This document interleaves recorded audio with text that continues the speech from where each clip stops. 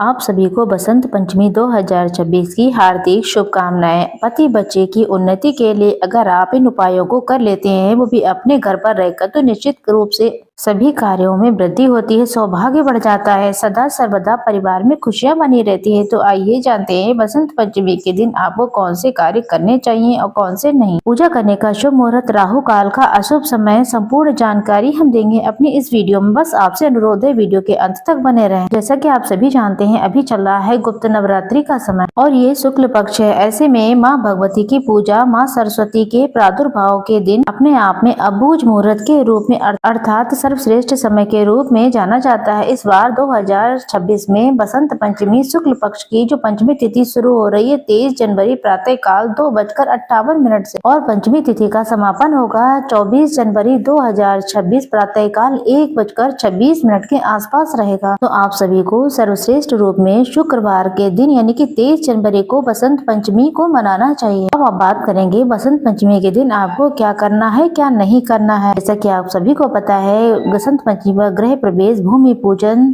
पाठी पूजन या फिर शिक्षा संबंधित कोई भी पूजा पाठ करना है, कोई भी नया शुभ काम किया जाए तो इसे अबूझ मुहूर्त और साल के सबसे बड़े शुभ मुहूर्त के रूप में देखा जाता है। तो किसी भी नए कार्य की शुरुआत कर सकते हैं, आप निश्चित रूप से कर सकते हैं। तो बसंत पंचमी के दिन इस बार शुक्रवार का दिन है, तो ये किसी चमत्कार से कम नहीं है। तो बसंत पंचमी 2026 के दिन शुक्रवार है, जो कि माता रानी का दिन है। माता रानी के दिन में माँ भगवती की पूजा, गुप्त नवरात्रि, माता लक्ष्मी की पूजा, दुर्गा माता की पूजा, साथ के साथ माता सरस्वती का पूजन, जो कि अपने आप में बहुत ही अद्भुत है। इसे आपको बता दें श्री पंचमी कहा जाता है। इस दिन पूर्वा भाद्रपद नक्षत्र, रवि योग और कुमार योग का निर्माण हो रहा है। पति बच्चे अगर कहना नहीं मानते हैं तो सरल सरल से कार्य आपको जरूर कर लेना चाहिए। राहु काल का इस दिन अशुभ समय जो हो रहा है वह दोपहर में 11:17 से 12:38 के आसपास का हो रहा है। राहु काल को छोड़कर पूरा दिन किसी नए और शुभ कार्य को कुछ करवाना चाहते हैं, कोई रजिस्ट्री वगैरह करवाना चाहते हैं, जमीन खरीदना चाहते हैं, तो निश्चित तौर पर इस समय का चुनाव आप कर सकते हैं। सिर्फ आप राहु काल का जो समय है उसे छोड़ दें, बाकी पूरा दिन शुभ और श्रेष्ठ है। सरस्वती जी की पूजा करें, घर हो चाहे ऑफिस हो, ये सारे कार्य अगर आप शुभ समय में करते हैं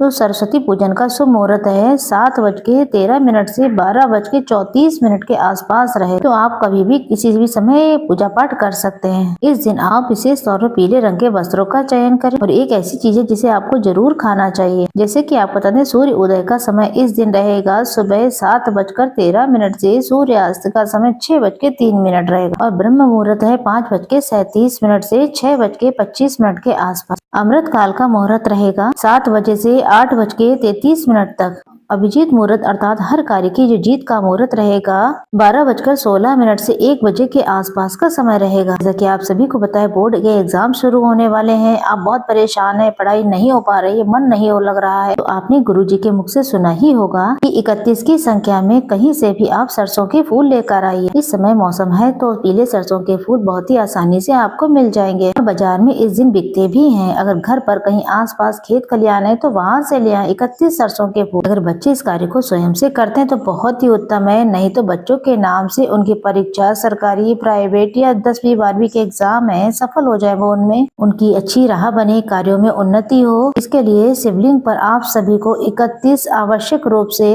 31 जो पीले सरसों के फूल होते हैं, ये फूल पूरे दिन में किसी भी समय आप अगर चढ़ा देते हैं तो अनंत गुना इसका लाभ मिलेगा। तो आप जरूर से शिवलिंग पर 31 की संख्या में सरसों के फूल जरूर चढ़ाएं। इसके साथ ही आप अपने घर पर प्रथम बार या फिर कभी भी हनुमान चालीसा पढ़ें, थोड़ा सा भागवत गीता या फिर रामायण का पाठ कर लेते हैं या कोई मंत्र जाप कर लेते हैं, माँ सरस्वती के किसी भी मंत्र का जाप करते हैं 11, 21, 51 बार कर लेते हैं तो इससे बच्चों की बलबुद्धि विद्या बहुत तेज होती है, खूब आशीर्वाद भी प्राप्त होता है। कोशिश करें कि इस दिन बिल्कुल भी काले और नीले रंग के कपड़े ना पहने, पीले रंग के ही वस्त्र को ही चयन करें। नहाने के पानी में 1 चुटकी हल्दी डालें, मस्तक पर हल्दी का तिलक लगाएं। अगर पहली बार अगर स्कूल जाते हैं, कर्ण छेदन वगैरह होना है तो ये आप कर सकते हैं, बहुत ही शुभ माना जाता है। गुरुजी ने ये भी कहा है कि इस दिन बैजंती माला जो कि बहुत ही शुभ होती है, किसी भी स्वरूप में उसे दान करवा देते हैं बच्चों के हाथ से या स्वयं के हाथ से, तो बहुत ही शुभ माना जाता है, इसके श्रेष्ठ परिणाम मिलते हैं। तो बैजंती माला का दान आप जरूर से करें, आपको लाभ मिलेगा। इसके साथ ही जिन इन बच्चों के